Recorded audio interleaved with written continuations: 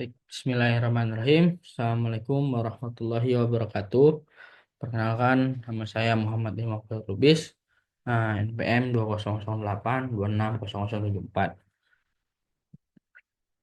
Baik, di sini saya akan mempresentasikan mind map di blok kardiologi.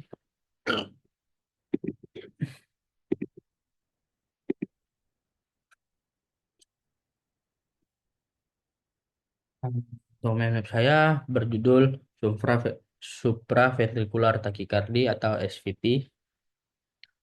Jadi untuk definisinya, supraventricular tachycardia atau SVT merupakan cepatnya jantung berdetak secara regular yang antara 150 sampai 250 kali per menit. Nah, SVT juga sering disebut proximal supraventricular tachycardia atau PSVT, ah, yang berarti gangguan dari denyut jantung yang menjadi cepat secara tiba-tiba.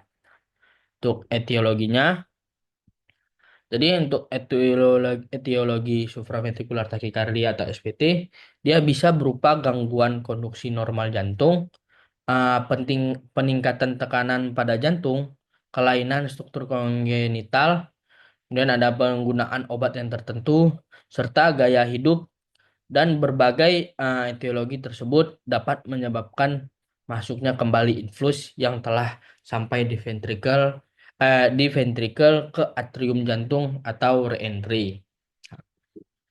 Untuk faktor resikonya, jadi ada beberapa faktor resiko SVT.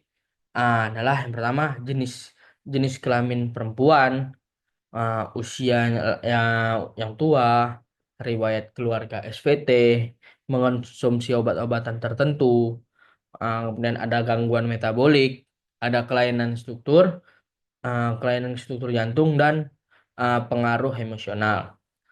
Untuk tanda tanda dan gejalanya, yang pertama dia itu mengalami nyeri dada, detak jantung yang sangat cepat, rasa berdebar yang kencang di dada, kemudian ada sensasi berdebar di leher, uh, merasa merasa lemah, sesak napas atau pusing. Kemudian dia ada merasa lelah, sakit kepala ringan, berkeringat, pingsan atau hampir pingsan.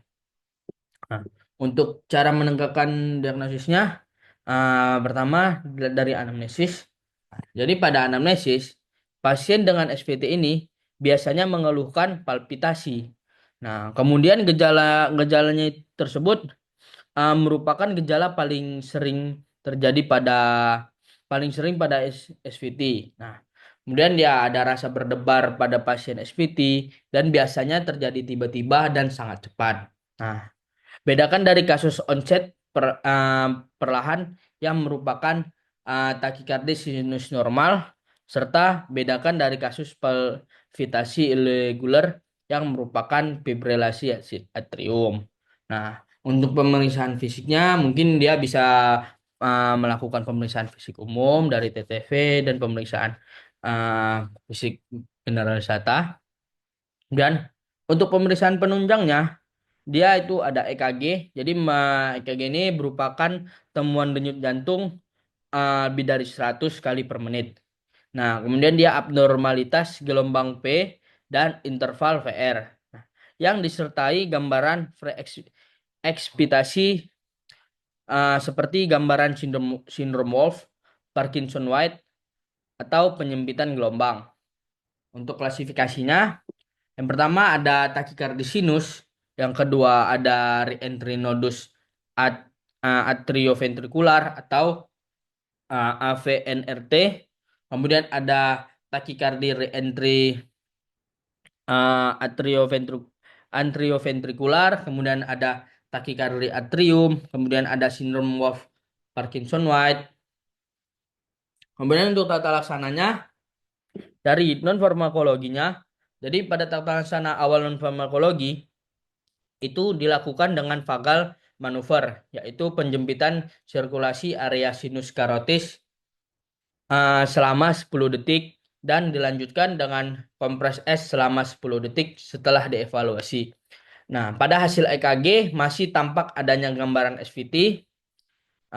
Kemudian untuk farmakologinya, kemudian dilakukan kardioversi farmakologis dengan amiodaron 45 mg, diencerkan habis dalam 1 jam.